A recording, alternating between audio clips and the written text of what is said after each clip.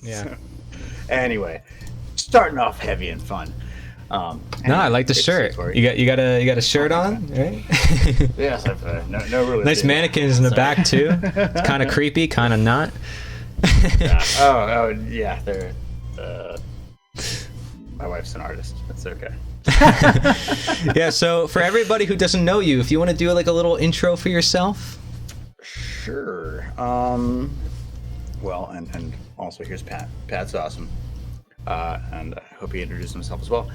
Yeah, so I've been producing Mark's video show. We started working together in like 2018. I want to say like April, and then we actually like did the show every Sunday for 8 months before we actually went live the first time, which is kind of funny because it feels like we've been offline for almost more than that. He's been working on plenty of other things, so that's all good. But in either case, learned a boatload doing it. He's a great guy. Met a lot of great people. Met you. Just fantastic. Never expected it, man. You're a cool community. dude. And it's all kind of it's all very synchronistic. And we can get into some of that stuff later in terms of just right place, right time, meeting different people, and right. Kind of, it's worked out in very strange ways. But happy to know. I'm happy to meet the community, and you've got your own little community now. We've got our own little community now. And everybody's kind of working on different projects, and yeah.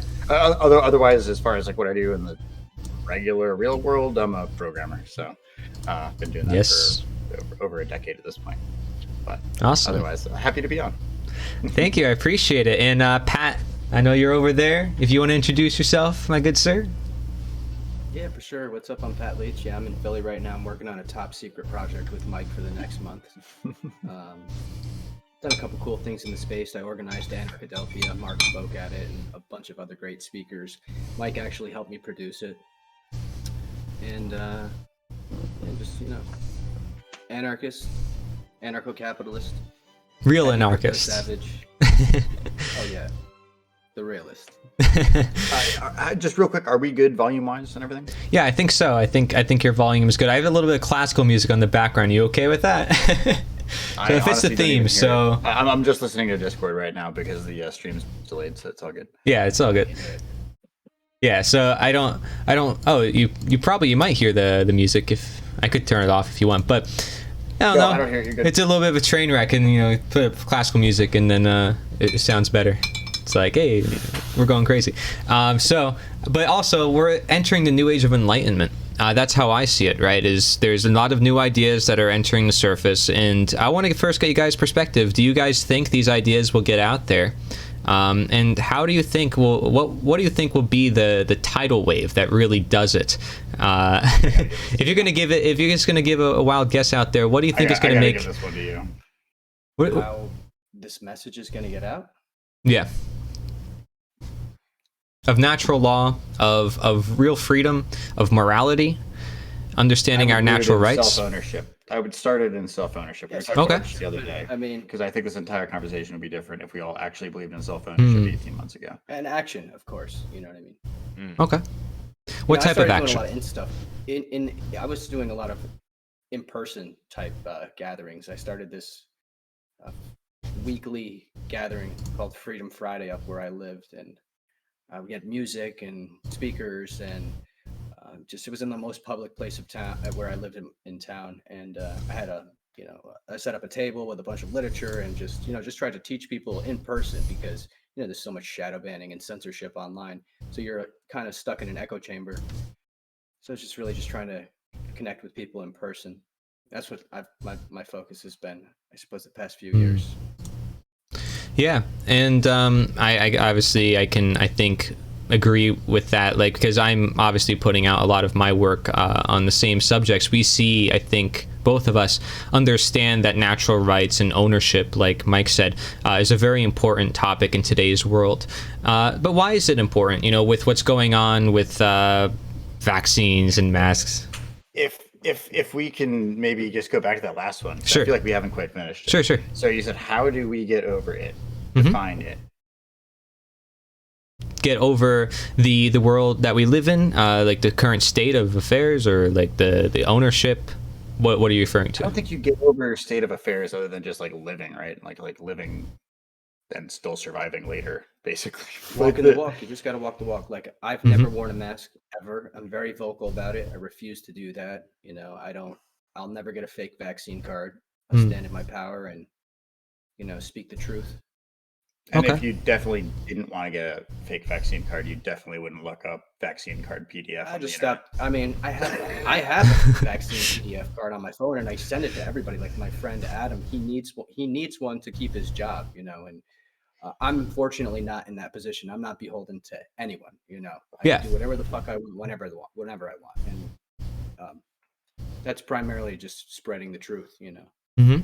Yeah, outside of the Jesus hair thing you guys have going on, basically Jesus. That's awesome. We've been like we Pat, like I feel like we bonded like over the course of like 100 hours, like when he put together in Arkadelphia, and they needed somebody to help with the live stream back in 2019, just before all this kind of went down back in September of 2019, and like.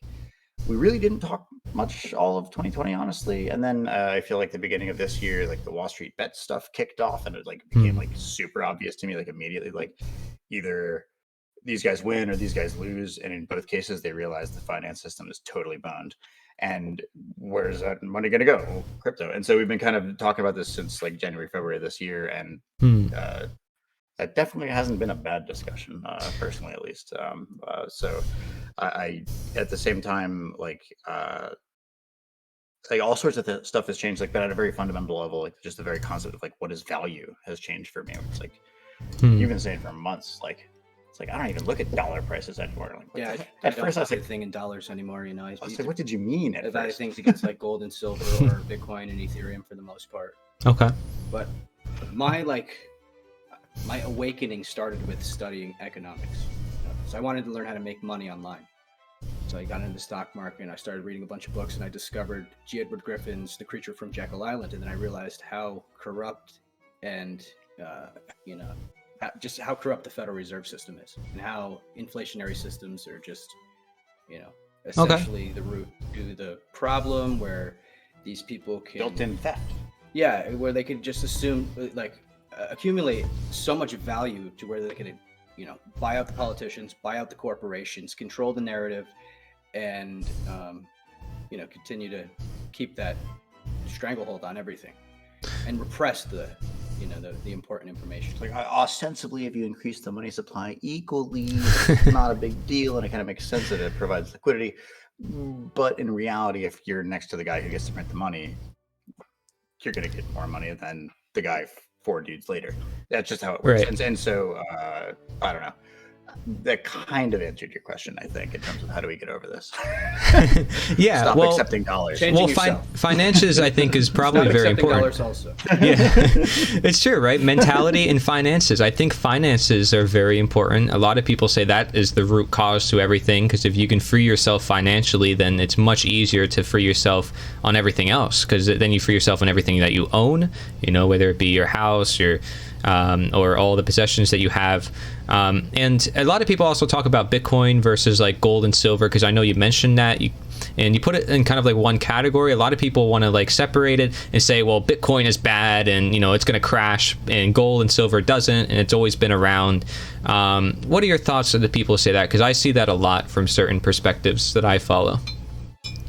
Well, there are, you know, a small group of people who own a lot of Bitcoin, and there are a small group of people who own a lot of silver and gold, and there's whales that can manipulate the markets. I mean, every market is manipulated by man. That's why it's called manipulation. Well, and increasingly so nowadays. Like, there's a much longer history of quote unquote like paper gold or paper silver, where it's like an IOU for it, but they don't actually necessarily have it, and they've been trading on that. Versus, it's a much shorter history for, say, paper Bitcoin, although that does totally exists in different contexts. So I don't know, just kind of like it's. So a lot of people don't necessarily understand Bitcoin. When you understand it, it makes sense. You know, there's a finite supply, but it could be changed if consensus wants to change it. It's like a community-oriented sort of decentralized, permissionless, free money that has no one central player dictating the monetary policy. And that's not to say that the tyranny of majority doesn't exist. It actually still does. But that's another conversation, perhaps, in terms of. But the reason democracy is kind of Bitcoin's, issue. $45,000 right now is because it started at zero, Right. and it's only 10 years old, and it's still in What in its hell price discovery. is happening? But it's better than gold. It has, you could send $1 billion to someone across.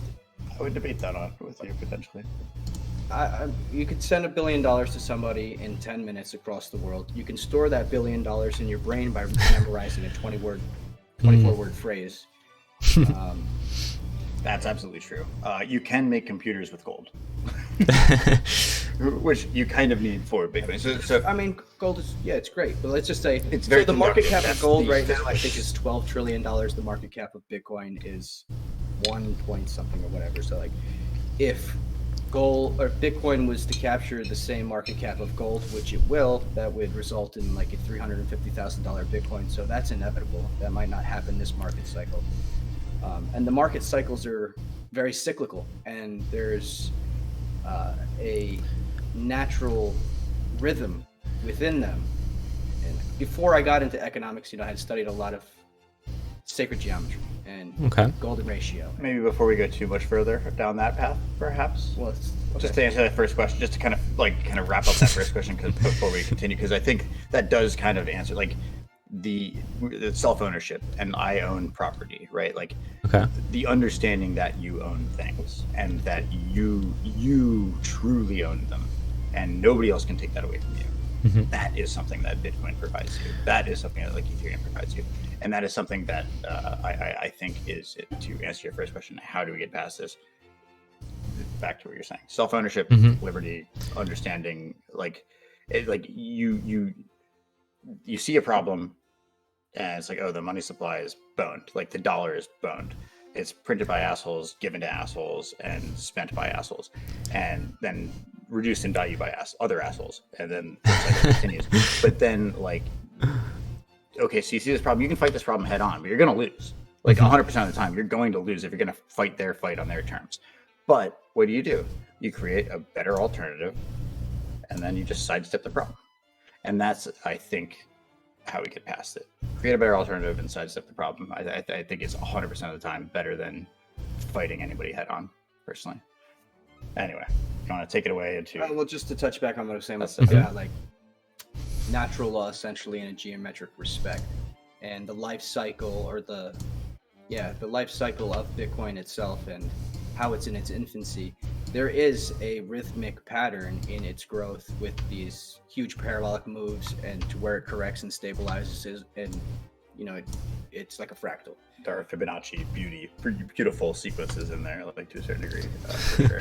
And it seems like we are in a financial paradigm shift where all this fake money that's printed, And that's whether it be the euro or the dollar or the yen or the yuan or whatever it is, you can't just keep printing more and more and more and more of it. That doesn't, literally printing money does not create wealth. To be clear, neither of us are Bitcoin maximalists or saying put all your money in Bitcoin. Essentially At all. Ethereum. At I all. don't even give a shit about Bitcoin, honestly. But you do see it as essential for the awakening of humanity. The concept is really important. The concept. I would say, I come at it from a computer science perspective, and it solved an age-old problem. Very blockchain, interesting. cryptography, put them together, creating digital money, fantastic. But there's better alternatives. Ethereum is way better than Bitcoin. You can hold Bitcoin on top of Ethereum. You could do so much more with Ethereum. You could build, decentralized apps. The decentralized finance ecosystem has blown up. Tokenizing and creating digital identities for physical items and digital items now exists on the blockchain. It's just, So would it be fair? New roaring 20s. After the Rona 20s. Yeah, right. Well, it depends where your head is at. That's true. It depends what you know. If you're watching CNN and Fox and you're consuming propaganda, you're fucked. You know what I mean? If you have all your money in a bank account and you're betting on the government to save you, you're fucked. But on the opposite side, if you bet on Vista Outdoors, VSTO, an ammo company stock a year ago, you'd be up 700% right now. Right. So like certain Or wood, people, or any sort of commodity. I mean, right. Well, no, ammunition in we're particular headed towards is crazy. hyperinflation. Like you've seen products prices rise. Like Yeah. wood went up 200%, steel went up, like Mhm. everything. Yeah. I mean, that's not because the product got more expensive. That's because there's more currency in circulation. Well, and they're trying to price this in before it really hits because they're further up the supply chain. They're more in the know. They're more paying attention to this than we are. And like, I mean, it was in Weimar, Germany, like 15 months before, you were literally bringing like wheelbarrows full of cash to like buy a loaf of bread. 15 months before that, like not even 2 full years, consumer prices had only doubled, but the money supply had increased by 9 times. Well, And so it's like, the German mark and- ended up, it would cost $1 trillion German Yeah. marks to buy the same product. And then, as Andreas Antonopoulos was so brilliantly put it, he's like, it's literally worth less than dog shit, like your dog, because you could actually, or goat shit, because you could actually, eat that if you needed it. or set it on fire and it would provide. Okay. And You can it's look like, into Zimbabwe. Yeah. Zimbabwe recently experienced hyperinflation in about 2008. Venezuela's going through it. Argentina, I believe, is dealing with it as well. I think that Argentinian peso is very, very. I mean, you could. There's cheap. some photographer took some great photos of stacks of cash and like a tomato, or like stacks of cash and a couple bananas. So you kind of get a understanding of like how worthless the paper is. It is itself. It's littered throughout the streets because it's not even worth bending over to pick it up. And then you compare that. I mean, I don't want to dwell on economics. I don't think it's necessarily like what you're trying to like dig into today. And I feel like both of us, or all of us, have like we can rail on the. The thing it just makes sense to talk about, because touching back on natural law, it's more of a natural system that's kind of like rising. I mean, I guess you could consider it like the phoenix, but like rising from the ashes of what is burning down now. But we're like in that paradigm shift, like it's happening now. And I'm pretty optimistic. You know, I don't think the next few years are going to be very good, but I do see a light at the end of the tunnel. And that's because a lot of people are speaking out now. We have all these alternative platforms where we get on there and share the information. Right. Unfortunately, we can't really organize events like we used to. After Anarchadelphia, I was ready to keep going. You know, I was ready to, I was really into it. You know, I really enjoyed organizing it and pulling people together. And What was the problem with organizing? What made it really difficult in particular? I'm just wondering. COVID.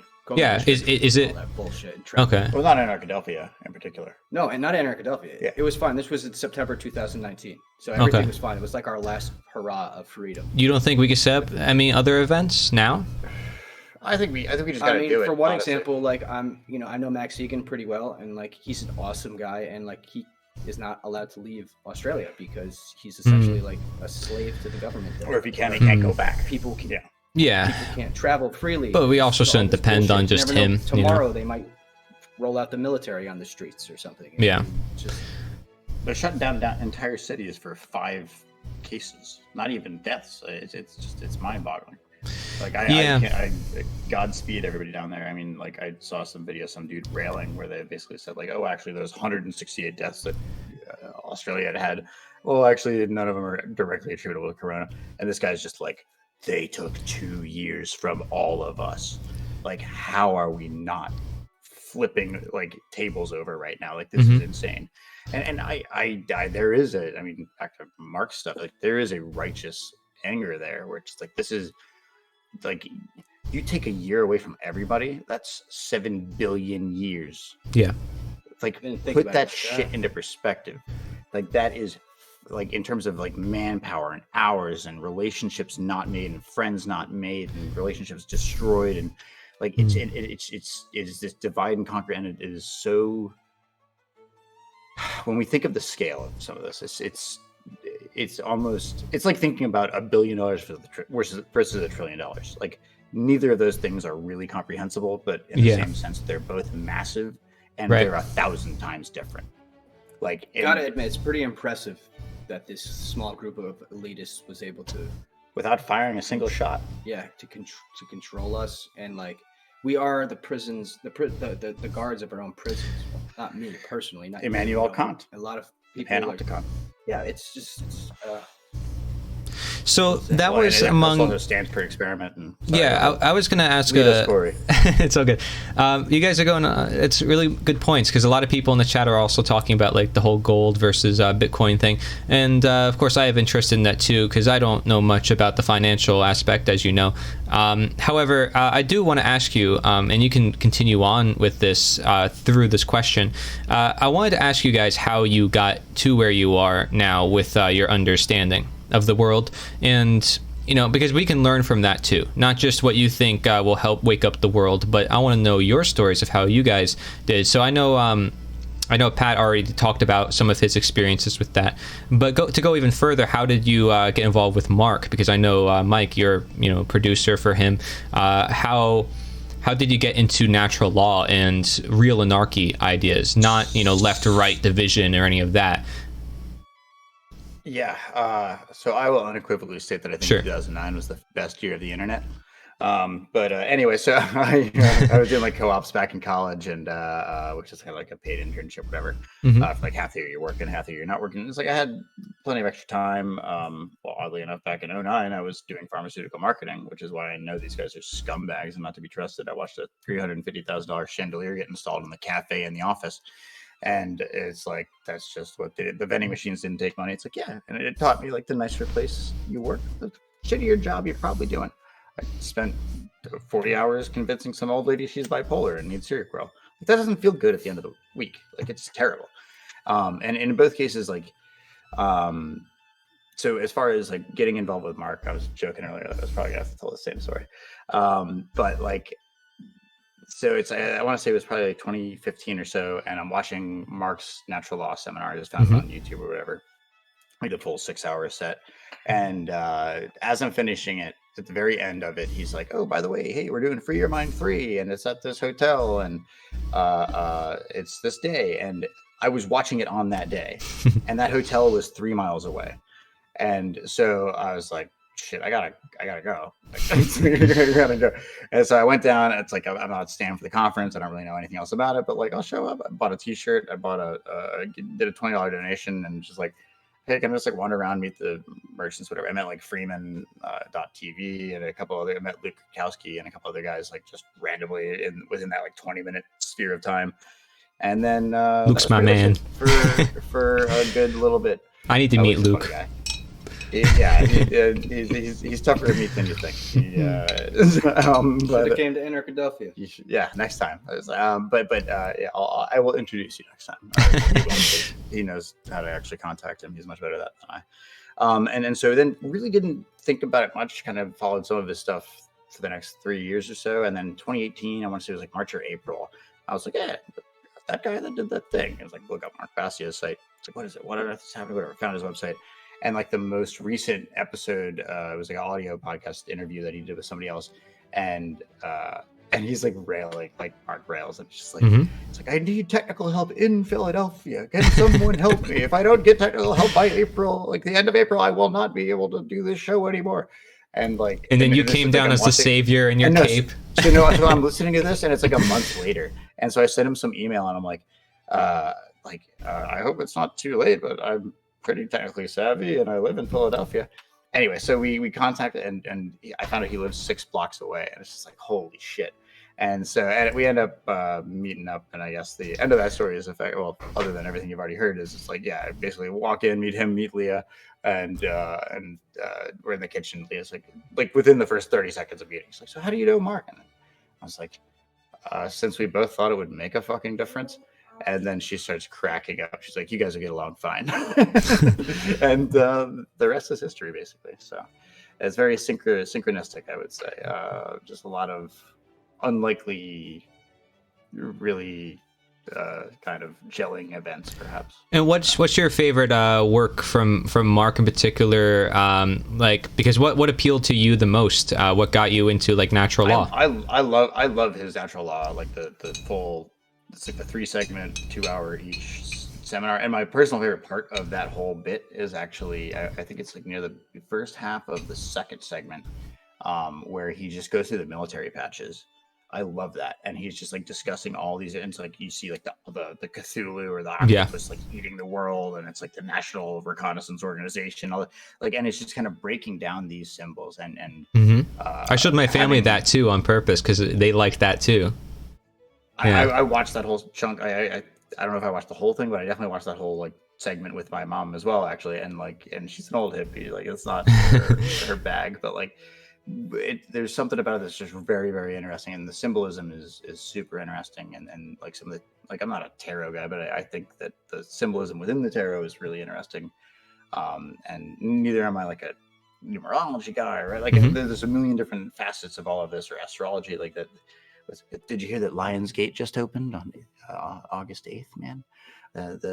What is it? Is the Sirius lined up with whatever? You can look it up.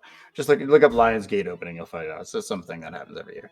But like, Okay. yeah, like I love thinking about this stuff. Like, and so prior to all this, on my own, I had kind of like in like the 2009 days, dug way deep into Manly P. Hall and like Israel Regardie and the Golden Dawn Book of Magic and all that, like kind of really, I don't know, what I would consider kind of like if you go far enough down, I feel like near the end is where you hit Manly P. Hall. And I think that like on your way in, you type in conspiracy or whatever, you're going to see Alex Jones first. You're going to find David Icke second.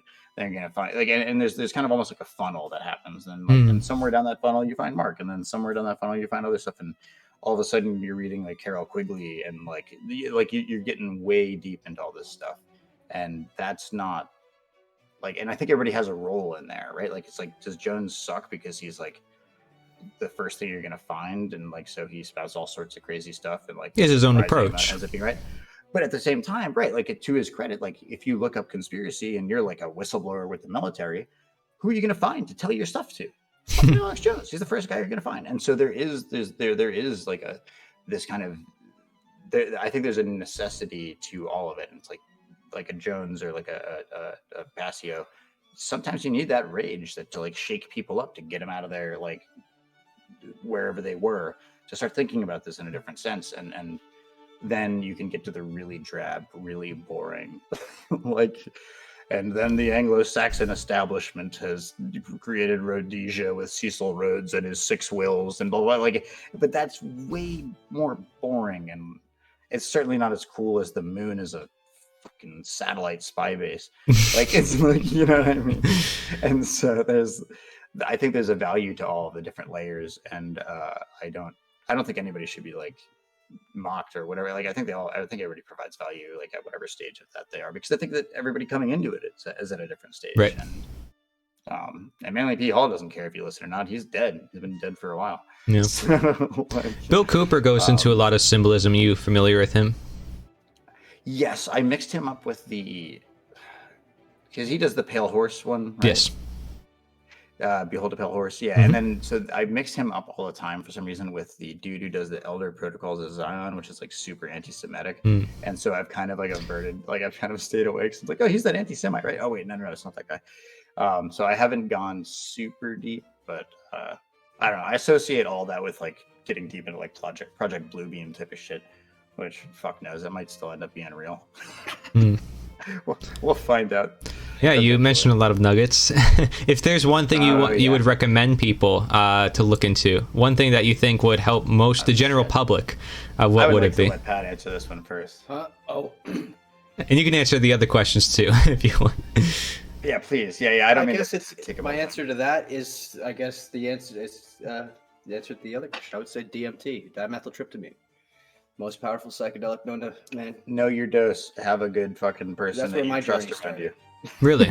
Trying to learn more about the self and consciousness, So it is learned about it, taught myself how to make it. Been making it for 10 years. Actually, allegedly. Also not and allegedly, according to other people, not him. That got me really. Started, thinking really deep about stuff and listened to a lot of Terrence McKenna, Alan Watts, Carl Jung. And just realizing that there was just something so wrong with the world, which eventually led me to Anarchapulco, Jeff Berwick's conference in Mexico, which inspired Anarchadelphia. And I met two guys down there that were actually from Philly. And we started the State of Anarchy YouTube channel, which I think you said you had seen it before. Yeah. That's I awesome. was doing some cool stuff with them, and I ended up doing this like activism thing, and I ran into the late Barb, Mark's ex-girlfriend, and I didn't even know Mark at the time.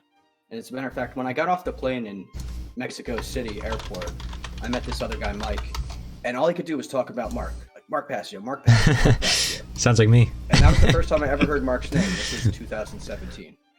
And I ended up in Philly with these two guys, and we were starting the State of Anarchy the YouTube channel, which eventually led to Anarchadelphia. And we were doing this little project, and I ran into Barb, and she said, hey, my boyfriend Mark, he's looking for somebody to shoot some stuff or whatever and work on his stuff. So that's actually where I met Mike for the first time.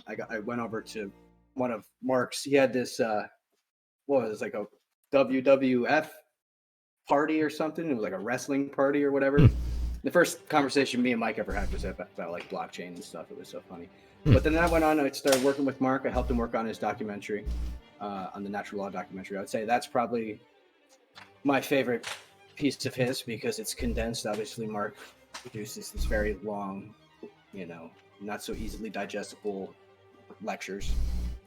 Sacred Gift of Anger was also great that he did at Anarchadelphia. And one thing led to the next, and then just he came and played a huge role in Anarchadelphia. He also did his teaching natural law seminar, and Mike helped me out. He produced that, and now I'm back in Philly. We're gonna go see. And now I heard he's just released these tweets saying that the documentary is gonna go live here soon. Yeah, or it's good. I showed that on so on we're stream. thinking about maybe going down and maybe shooting a little like 1 minute promo video for him next couple days or something. Haven't talked with him yet, but if he's down with it. Yeah, we haven't talked to him yet. We got Pat with his gear, and this dude has the best film eye that I've ever known. I'm gonna be showing that to groups that I have in real life. Great. So I think it'll be very good. Actually, I also, just to touch back, I wanted to show you this. This is a QR code. Okay. Can you see it? Feel like you're on the wrong side. This is an animation that I created. I can see it in there, right? Yeah, that's better. Okay. Maybe it'll show up. Maybe people can. Yeah, go get random hits now. That's probably pretty good, right? Random cool. hits. This is it's basically about natural law, but in like a metaphysical, non-personified. You started to get into it earlier at the end of the first question there, in terms of just kind of this like numerological kind of. It was inspired by all these DMT trips that I had, and Okay. realizing that we're all one.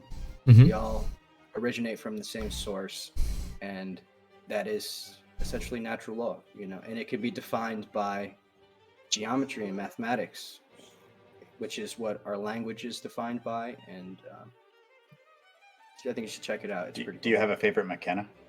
A favorite McKenna? Yeah, lecture. I would just say, look up "Trust Yourself." It's actually short. It's 10 minutes long. Trust yourself. It's McKenna. yeah, Terrence McKenna. And he has so many great lectures. Yeah, I want to. Food of the Gods was great, and not short, like his recommendation, but I just have to plug it because it was brought up. Eros and Eschaton. It's like the beginning thing and end thing, by McKenna, and then also there's a lecture called "Psychedelics in the Age of Intelligent Machines," which is one of my favorite lectures of all time. And there's a particular line in there that it never left me since I heard it the first time, and it is, "In the future, the only difference between computers and drugs will be that one is too big to swallow." And something about that hits me really hard. And so I don't know. McKenna's great, so inspiring. But a bit of a visionary, definitely out there, definitely not right about everything, but like gets your gears turning. And I think I don't think anybody out here is going to be a savior. I don't think anybody out, like anyone. It's like when you see the Buddha on the road, you kill him. You know what I mean? It's the Buddhist thing. It's like he ain't the Buddha. There ain't no one guy. But at the same time, anybody that kind of sparks your fire and gets you moving, man. And I don't know, maybe for you, Corey, I'm kind of curious. Like maybe Mark is that guy that kind of like sparked that fire for you. Like and maybe I'm sure it sparked some fires. Yeah. Mike Adams, the health ranger from Natural News, helped me out a lot on my journey.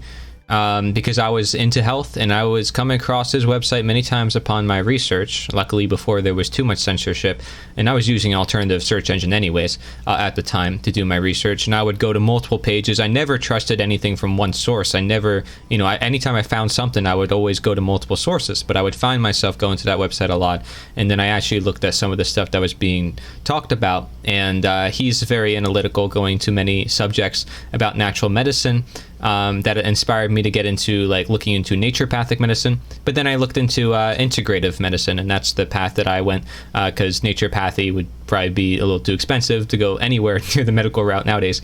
But and also there's just a lot of pressures. But you remind me of me in the sense that you just let a whole lot of stuff walk. Yeah, certain stuff sticks, and yeah. And oftentimes it sticks for a reason. I followed many people over time, everybody from Milo Yiannopoulos, a lot of right-wingers in 2016, but they were just inspiring to me. They never really put a lasting impact on me, because all they did was provide energy into the scene, but the things that they were talking about were very short-term, like elections or certain political policies, and my mind was not really at there anyways. I was journaling my whole life about nature and my observations, kind of like a scientist would, and so when Mark's content came upon me, and I was basically looking at all his stuff, and then basically with my observations in mind, his stuff was pretty darn spot on for me, and that's where I was able to correlate with him so well. And I was like, hey, I can actually teach this, and I was first doubting myself. I'm like, could I actually remember this stuff? But I'm like, because it's important, just as much as health, and I say if not more important, it was something that I actually really quickly picked up, because I had an understanding of it myself. If I didn't have an understanding of it, I probably wouldn't be teaching it, right? But because I had a firm grounding understanding of it, and I also had prior understanding of it in my own notes and my own observations, it made it very easy for me to pick up. And so, yeah, that's a quick synopsis of mine, but it started with health. And it's interesting to hear that Pat started with DMT, and that's kind of starting with health in a sense, but as a means of growing consciousness of your state of being, right? Because you're questioning, what foods am I eating, or what am I doing, or what will help me become more conscious of what's going on in my life, and psychedelics could be one way to do so. Do you think DMT is, because that's an interesting one. Some people might think that's too controversial, I don't know if I should do DMT, and maybe they don't need that as a means for awakening, but how much do you think it would help individuals to do so? How often should they do it? How should they do it? If I may make a caveat, sure. Set and setting, know where you are, who you're with, put away all of your life shit that you have to have done. Know your fucking dose. I don't know. I assume we can curse on this. I'm sorry. I don't know. Do whatever you want. But know your dose. Have at least maybe one sober person within an earshot. That knows what's going on. Don't just willy nilly go into it. And honestly, I prefer eating it over smoking it, because you don't go from baseline to astronaut and back in 20 minutes. And you're like, well, what happened? I was with machine elves. I feel like you get a very different experience if you eat it. With that, I'll let you take. I just want to give some caveats in terms of just safely doing it. It's different for everyone. Maybe we'll find you when you're ready for it, if you are seeking it. And fair. I use my alone. Okay, alone, that's fair. In a meditative state. It's unenglishable. Yeah. It's so alien. Well, my little brother had a phrase once. He said, it's impossible to explain tripping when you're sober, and impossible to explain being sober when you're tripping. Basically. I'm not trying to... And it's not tripping in the sense of acid or something like that. It's encourage anyone breed. To do experimental drugs or whatever, or, definitely do your research. If you're interested, a good website is the DMT Nexus. I think I'll look that up. DMTnexus.org. I'm not sure, whatever. And a good reputable source for the bark is dyenaturally.net, DYE naturally.net. Let's say educate yourself,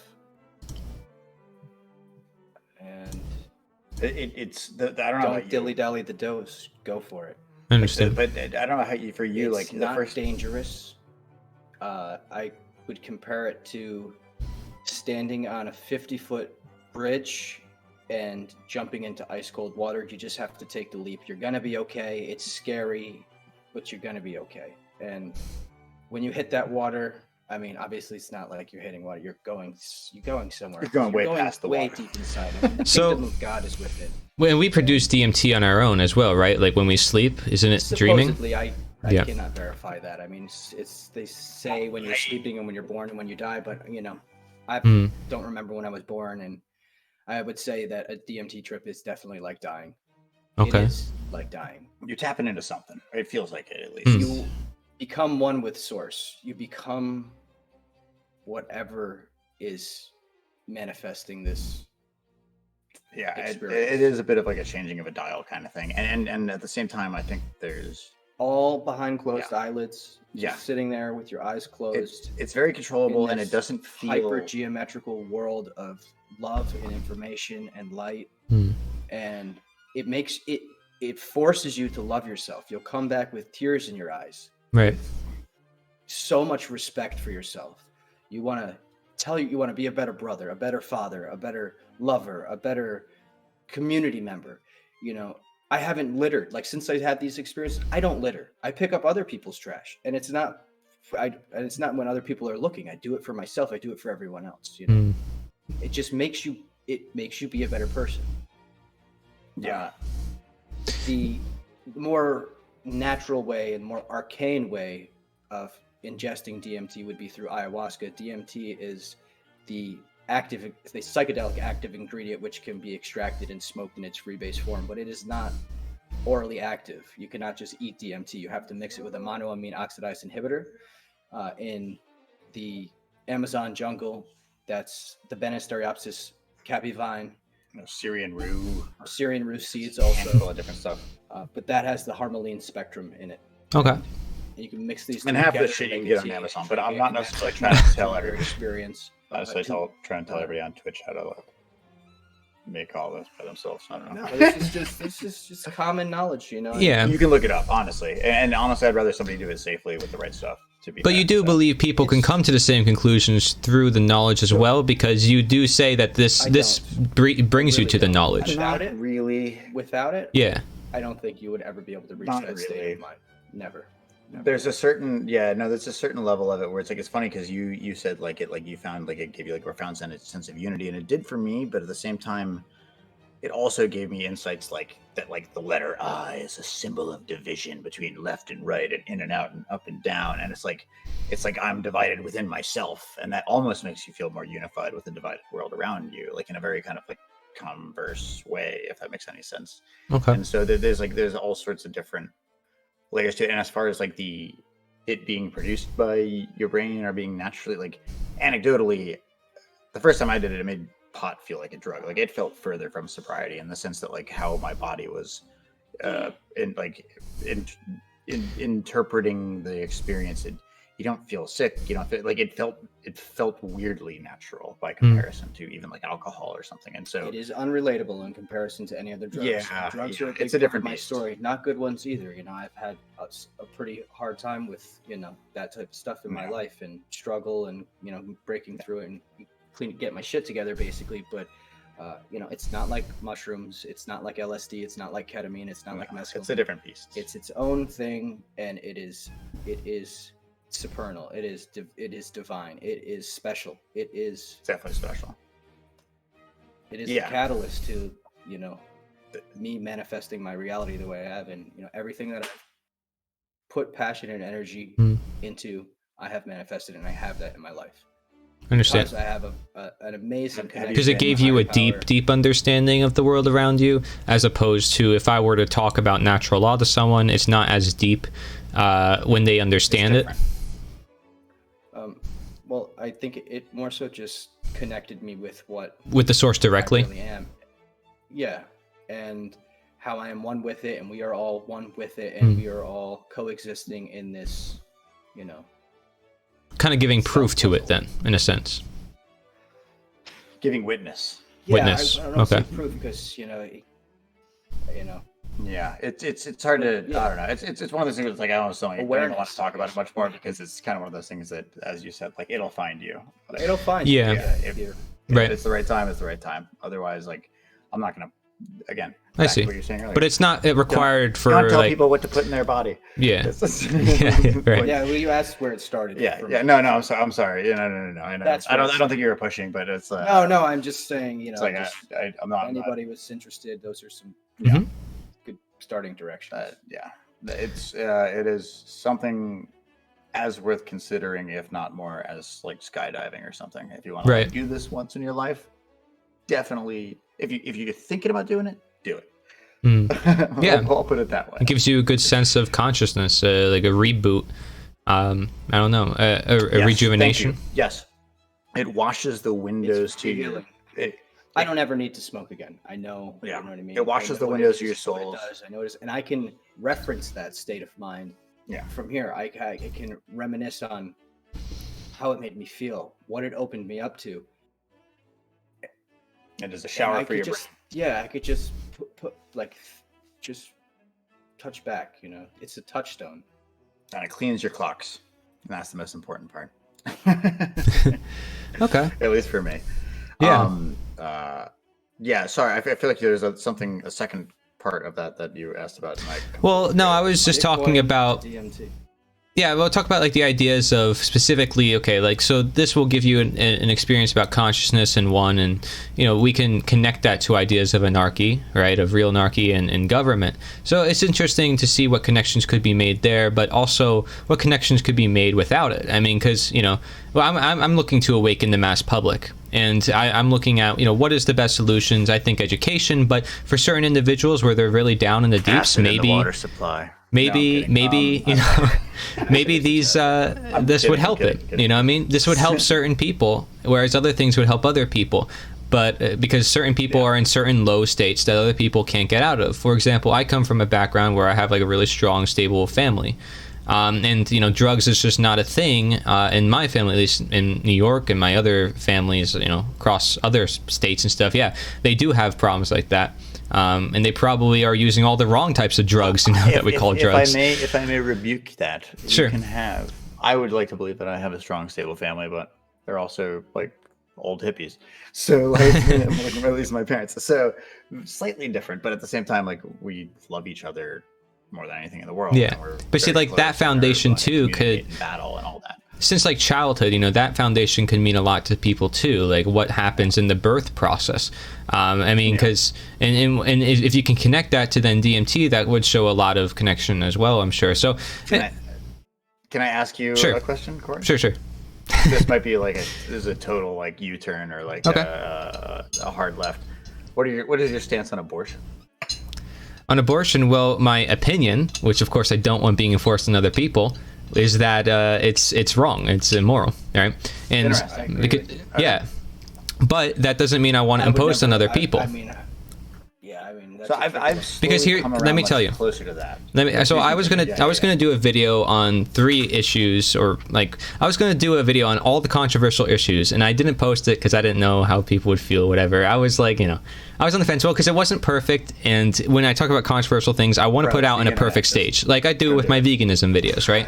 So I want to put out in a format that is at least one that I'm proud of, that is like, hey, if I'm taking an opposing stance to a lot of people, I got to make sure it's good. So I did one on like Israel and all this other stuff because people have all these strong opinions, and so when it comes to that issue, I specifically talk about the words that are used as being the problem, actually. So we say pro-life versus pro-choice. Already we see a problem with just word choice, because everybody innately, by human nature, has the choice to do whatever they want with their body. At the same time, who is anti-life? It doesn't make any sense. So they trap you in these labels on purpose so they can create this division, when in reality, nobody's actually anti-life, but everybody has a different way of going about in life, and nobody's like anti-choice. They just want to post their will upon other people.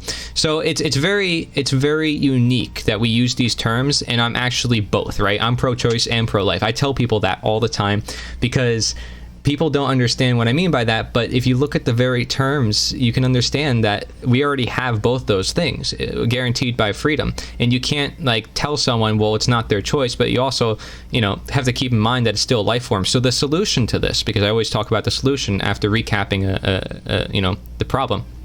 The problem is, yes, it is murder, objectively speaking, from my opinion, but it doesn't matter.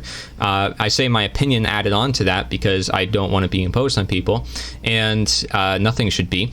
So what I'm saying with this scenario is that people are always going to do it if it's available. Like if there is a ability to do wrong, people will find a way to do wrong. It's just like Plato's quote, if you put good laws, bad people will find ways around the laws, and good people don't need laws. It's a dynamic to which things will be done if they exist. For example, you can't get rid of guns. People think gun control, you can just get rid of guns. You can't do that. Once they're in existence, they're in existence forever. Sorry to tell you, and especially if they're replicable and very easy to do.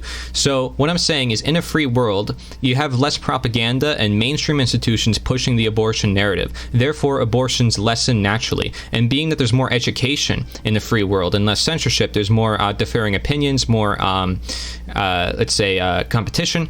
Abortion will naturally lessen over time if it's untruthful to be. And that's the same thing on my stance on other issues, because things naturally happen the way it naturally manifest into fruition the way they're supposed to be when we are free. When we're not free, certain agendas are pushed upon people, and things that are not meant to happen do happen. So that is the conclusion on that. I like that response a lot. I would say that abortions will definitely lessen because, as Bill Gates said, modernization is the best contraceptive, because people will stop having so many kids. It's like people have less and less and less the kids. Public school system is terrible. Because the problem is they're openly pushing about all these things, right, in people's faces. In a free world, you don't have too much of that. But it still exists. It's just not going to be supplied everywhere. Like, every doctor needs to know about this practice, just in case somebody wants it, and you need to make sure that you ask your patient about this practice. Like, it's not going to be like that. People have more of a. So like, I guess the reality is there's nuance, I think, and I think that is worth noting. Like, it's like, you're a mother and you're carrying a potential child, and it's like, I don't know whether it's like the first heartbeat or the first brainwave, or the fact that like if you conception, it's like, well, so you could go with conception, or you can go till when memory kicks in, which is like means you can kill them till like 2 or 3 years old. And that's where the DMT experience would kind of help you formulate your opinion on like conception. And right, and it could be that close, but at the same time, like, you're a mother with like, and it's very early, like within the first couple weeks maybe, and it's like actually all of a sudden posing a serious health risk to you. Is it okay to like end that? Like, I to a certain degree, as a guy, I almost think I don't have any say. Well, here, take it through. Was mine, and it's like, and unless it's the like voice is being pushed on me, and like, I honestly would defer to the mother personally, like pretty much 100% of the time, and like, if the choice is given to me, I think I'd love to be a dad, but that's a whole other conversation. And you asked that question. Of course, my message is that nature is the answer. So to connect it to that, even the intention of the body, if it is to be pregnant, is to have that baby. Right. So automatically, hold on though, and then there's also the opposite, right? Like, where it's like, there's a kid that's about to be born, and it's like he's got some nerve issue. He will be in pain constantly and is paraplegic. Okay. Is that a good life to bring someone into? Yeah, I honestly don't know. I know. Yeah, but it's still those results are as too natural. Those results are also natural. And that's and so that's where I was, because what is natural doesn't necessarily constitute what is necessarily good. Well, nature produces vile shit constantly. Yeah, exactly. That's what I'm saying. And I have a video because of the food supply and the chemicals, and the drugs. Yeah, but I do have disconnect from nature. Mike, I do want to mention though, because there's a lot of like left brain scientific people who would look at my statement, nature is the answer, and they'll be like, you're making an appeal to nature. They call it a fallacy. So I did a video on that on purpose, because you can make a real appeal to nature with information. And it even says it on the Wikipedia page, on the appeal to nature fallacy. They say it's a fallacy, but it can be not a fallacy. It's like, all right. Well, at the same time, you can say like everything that's a pharmaceutical is made up of shit that came from the earth, right? So even though that's not right necessarily natural, but it's farther. It's farther from nature. It's farther from nature. So but is humans and whatever they do not part of nature? Like, it is. I think it gets very. No, it is. It's part of human nature. So I make these distinctions, and this is where like my own work kind of differs from Mark's when it comes to like the systems that I've developed. Like I have a chart describing what natural versus unnatural and stuff like that. Like it's a little bit different. It doesn't work the same way as morality, like right versus wrong. And just because something is natural does not mean it's right. So it's a totally different type of metric. Yeah, and it's a tough word to use. And so we did get a comment from Vortex here. It says, "What?" Yeah, hey, thanks for following, man. What if the baby is going to be born dead? Well, then I'd argue they're not actually going to be born. But anyway, so You're such a software engineer. Give me this. Yeah, what he's saying is right. Yeah. Does it have to be alive? No, but any creation of man is natural. Well, that's debatable, right? Anything we take out of its original form could be less than natural, and that's the point that I make. Artificial intelligence. Yeah, I mean, there's expressions of humankind. Artificial in front of that because it's not very intelligent. So in my appeal to nature video, I have an intro. It's like only like a 1 or 2 minutes long. I could also show you guys if you want, but it talks about how everything in nature is natural, but everything in nature could also become more unnatural. So there's a certain dynamic to it that I present for people, but there has to be knowledge behind it. That's the only way you can make a right appeal, and that goes for any appeal or any argument that one seeks to make. Is there has to be knowledge behind it. If you don't have knowledge behind, what is considered natural or what the thing is doing and what it's intended to do, then your definitions are very off. Can I take us on another sure. Another hard? Go ahead, man. Turn? Are you familiar with the term midwit? No, I'm not actually. Oh, I'm happy. Let me look it up. Get your thoughts on this one actually, because I'm gonna have to run downstairs while you continue. So midwit, it's like these are the motherfuckers that rule everything around us. It's midwits. They're not actually smart people. They're just mid-grade brain people. They're like fucking B-, C+. Like this is what they think, and I don't know if you've seen like the I'll try to show it with my arms here. Oh geez, so confirmed like Mark is in a cult. So you've got the curve, right? So sorry, what's the angle here? I'm trying to figure this out. Oh shit! Your stream is so delayed; it's hard to figure out. So yeah, so you've got the intelligence curve, right? Yeah. And like the vast majority of people are in the middle here, right? And all of those guys are like, yo, I'm going to get the vaccine. And then you've got like all the smart people on one end that are like, I don't believe there's enough evidence. And then you've got all the dumb people on the other end like, I ain't taking that goddamn jab. Like, so it's like the midwits are the ones in the middle that are ruling all this shit from us right now. Like, and because they don't know enough to know that they don't know enough. And that's the other problem. And it is a very Dunning. No, you're right. Is, I believe the experiment that is most commonly referred to in this context. But like, stupid people are too stupid to know that they're stupid. You're 100% correct, because we're not claiming to have the answers. We're claiming that the answers that they're telling us are wrong, and we know that for a fact, or that their answers are definitely not the one that we should take and impose it upon everybody else.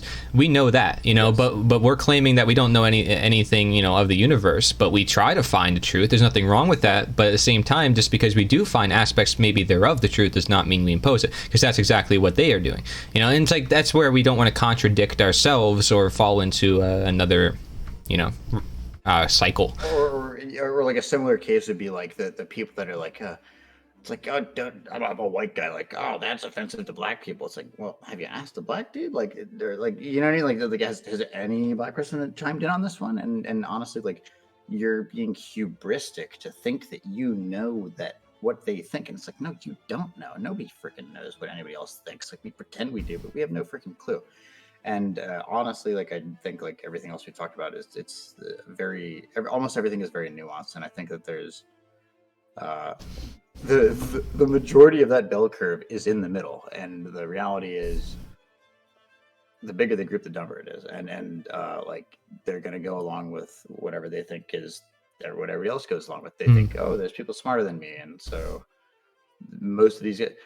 I love the George Carlin phrase where it's like, think of the average person and think of how dumb they are, and then realize that half of everybody else is dumber than that.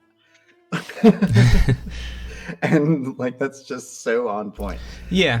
And But so, also, that's I just- don't degrade people by exactly. that term either, because for No, me me, either. yeah.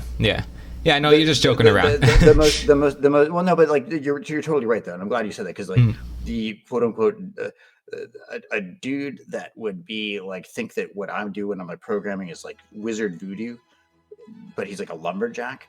He knows like he could teach me 1,000 hours on how not to cut your arm off and like how to fell a tree or whatever. And like the reality is, I think everybody has probably 100 hours, if not more, to teach anybody else.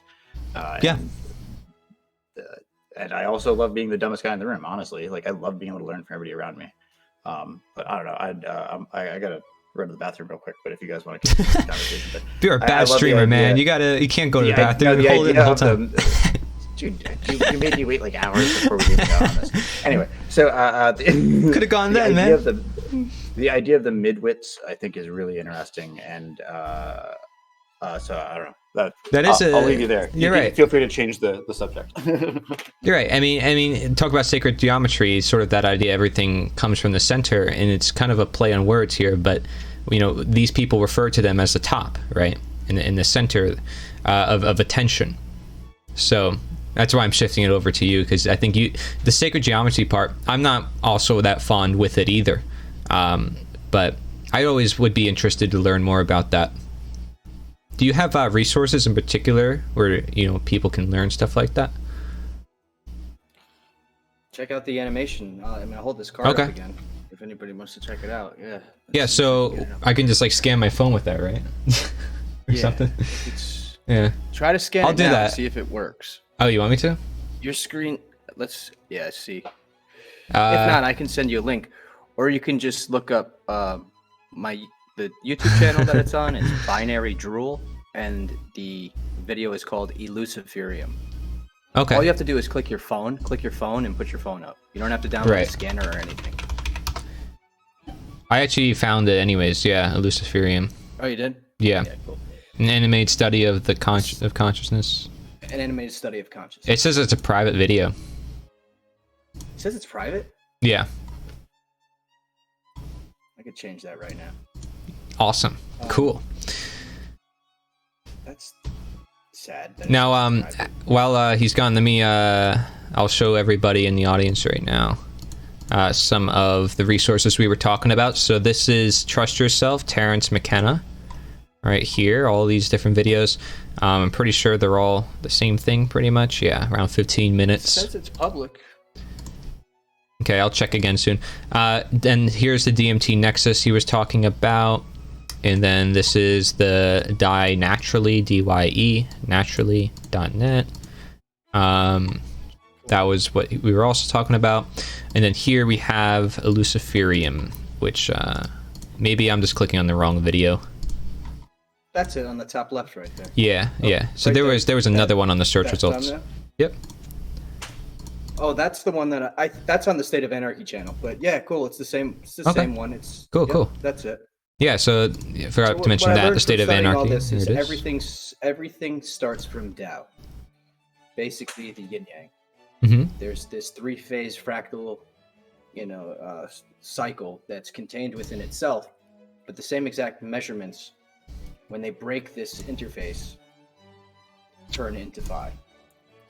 Okay. It's really complex. It's really visually appealing. I narrated. It's very poetic. I wrote it. Awesome. About 90% of the animations are original. Okay. Yeah, it's on a couple different channels online, but yeah, that's the State of Anarchy channel that I built with Carmen Karaji and Sonny Mazzone. They're Philly natives. Awesome. That's It's really cool. heavily shadow banned for some reason. I don't know why. Maybe because it's got some good information in there. Yeah, that's usually the case. There's been many videos where, I've gotten that, and I'm not that big of a creator either. I know some people, my friends, just people in the network, I mean, they get censored, and like they don't even have a whole lot of people either. It's just because you mention certain terms, the algorithm picks it up, I'm sure if there's any of them, we already did. I guess I just want to throw out Dana Martin also. Because I think education is like the root of the problem. Yes. Public school system, public indoctrination. Dana Martin focuses on peaceful parenting, and radical unschooling. She's written a few books, and you go to her site, you know, she educates. What site is it? How do you spell her name? I'm sorry. Dayna. Oh, okay. Dana. Okay. Got it. That's cool. On the Speakeasy channel, we have we did with her. we also awesome. started a YouTube channel. It's called Speakeasy. We have a Discord. If anybody wants to join it, it's hackerheart.org. And we had you on last week. Right. I promise you your interview will be out this week. I promise. So. Hey, I appreciate We've that. had some great speakers. G. Edward Griffin was on there. He's the one who wrote the book, The Creature from Jekyll Island, which I learned a ton about the Federal Reserve System and corruption of economics. Max Egan. A lot of people. On. Yeah. The founders of Float, Kingsley and Aaron Edwards. Aaron Nakamoto, I thought. Well, that's her alias, but she's newly married, so we'll call her Edwards, you know? I like Nakamoto, but yeah. And they're also having a token sale. If anybody's interested in getting in early on their token for their social media platform. Okay, awesome. Yeah. Is there anything else you guys would like to share? Because I think we only have actually 15 minutes left for my live stream on the One Great Work Network. I'll probably maybe keep live streaming on my end. But if you guys want to share anything else, I appreciated the little interview. I'm probably going to bring a lot more people like you guys on to share their experiences and how they got here, because I think that would help. And then I always ask that question of, what resources do you refer people to? So I appreciate all those resources. I showed a lot of them just a couple seconds ago, and I'll show the one that you just mentioned before. But is there anything else you guys want to talk about?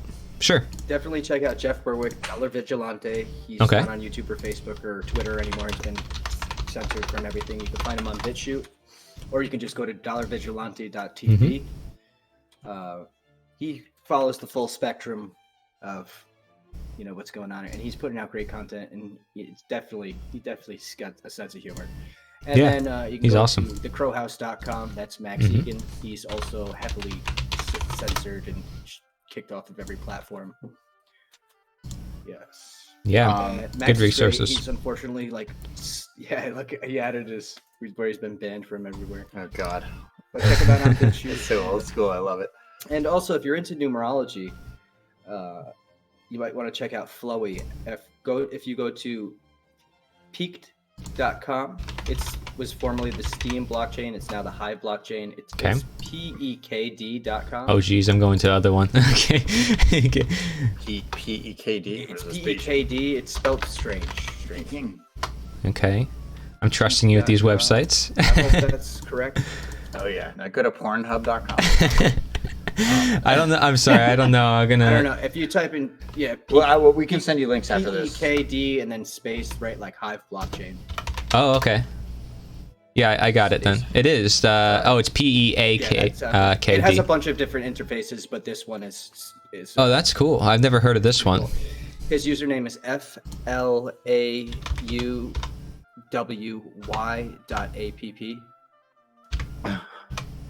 Okay.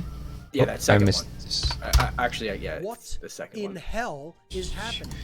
Hey, I think it's Selco, APX. thank you for following. Sorry, APX. APX, got it. Sorry. It's all good. Flowy's in Germany. He's a great friend. There it is. There he is. Lord of the Rings. Some fantastic stuff here. Super esoteric. Ties in all of the Wow. elitist and Those are cool stuff with all graphics. this super conspiracy. He does all the graphics himself. It's a lot of numerology. It's got a lot to do with astrology, tying very interesting things together with gematria.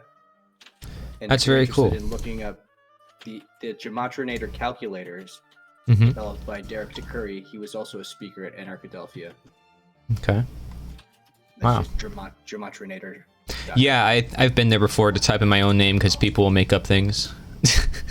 So, pretty cool. I know. mean, he apparently he's not like a software developer, but he had an idea and he taught himself JavaScript and he built the calculator. huh. We live good at a calculator. We did a Pretty- really it was pretty cool. It interesting was fun. calculator. Time sequences was We are That's in cool. the end of a very strange repeating set of numbers that will probably not 11s, 22s, and 33s. by like 2100 it kind of like stops changing for like almost 1,000 years. It's really bizarre. Yeah, it's well, like right about now. It's does. really bizarre. Yeah. There's some You guys are always welcome on my live stream to share whatever you want to share anytime. Just letting you guys know. I do have one thing that I really, really want to share. Go ahead. And it's specifically related to the Corona stuff. Okay. I don't know if you maybe have already seen it or have it on your list, but it's Stiftung Corona Ausschuss, which translates to the Corona I got Foundation that. Committee. Totally got it. So I'm talking. Yeah, exactly. So it's German. It's a German guy. Reiner Fulmich, ReinerFullmich. You want to link it to me? I already sent it. Oh, okay. Okay. And so it's just corona-ausschuss.de. So AUSSCHUSS. I need to download Google Translate. Give me a second. No, it would just do, if you use DuckDuckGo, you just do !, translate space, whatever. But Stiftung Corona Ausschuss, so probably around 2 hours into each of the sessions. So they've been doing weekly talks. But before that, so this guy is the same guy that took down like HSBC Bank and took down Volkswagen with Dieselgate. He's like a fucking high-level lawyer, speaks a boatload of languages. And yeah, you found it, yep. And these are sessions they do every week. You can find them they get taken off of YouTube within 24 hours, but they do live stream there. If you're up at like 5 a.m. on Fridays. And they had a dude who like broke down 120 patents, like a patent lawyer, like that the patents themselves included the gene sequences of what we're now calling the novel coronavirus, but clearly it's not novel because the gene sequences are in these patents from like everything from O2 to OE. I mean, it's really watching this guy kind of like understand, because he's trying to put on effectively Nuremberg 2.0. He wants to figure out like what the hell is happening. How do we fight these bastards, and like how do we bring them to justice, like honestly? And it's totally beautiful. Many of the talks are about 6 hours, but once it gets to an English speaking person, or like then he'll start translating between English and German and stuff, so you can kind of catch the vast majority of it. Awesome. He's got like 100 lawyers and scientists, if not more, across. Man, there's so many people. I mean, if we were to count up all the doctors, there's got to be at least a million speaking out of what's going on. So this guy's been trying to figure it out from the beginning, like what's going on, and like over the last couple of weeks, like it's to the point where this dude's like, no, this ain't about health. This is about genocide. And watching this kind of shift take place between someone like from someone who's clearly trying to come at it from like the normal mindset, you know what I mean, and to be like, no, it can't be that crazy, and it's like, no, it's actually that freaking crazy. It's been really beautiful to watch. So, Selko, I can't recommend it enough. In the chat, someone named Selko, I appreciate you for joining here on the stream. He said he's only been here for 5 minutes, but he thanks you guys for dropping so many links and resources. So I also gave him the link to this Pastebin. Here, I just want to show him real quick. Here's a bunch of resources for everything that's going on. If you're interested, just so you know, Pastebin is just a website that allows you to put in a bunch of different links. We're here to educate people, so I appreciate seeing you here. Let me know if you're from the network or where you're from, if you just saw me in the section. I appreciate that. I may or may not have recommended him to come here. I have two you more. did? Two more. Really? Two more. Paid actor? Two more, oh, man. Channels. Martin Ledka. You might know of Martin. Are you familiar with his channel? You would love it. He maybe. a lot on Tartaria. There's too many people. Let me see. What's his name? Martin, and I'll spell his last name for you. Okay. Fantastic. Leitdke is his last name. Okay, why'd you say fantastic? He's fantastic. Oh, okay. Martin Ledka. Like Martin Fantastic. All right. So No. Martin Leitdke. T-E. I'm bad. I'm sorry. Leitdke. I messed up. If it's German, when it comes to he's the first one someone talks, it would be Leitke. But, it's this one, isn't it? It's this one? No. Nope. IE, yep. Yeah. DT, yep. This guy's He's great. fantastic. He's part of the speakeasy as well. We actually did a speakeasy with him also. I'm sure you like his logo. And I would not be so hubris. Wakey. WAYKI. WAY. Oh, another person? I'm sorry. You have to find him on library or something. Okay. Library or odyssey.com. W-A-Y-K-I. Okay.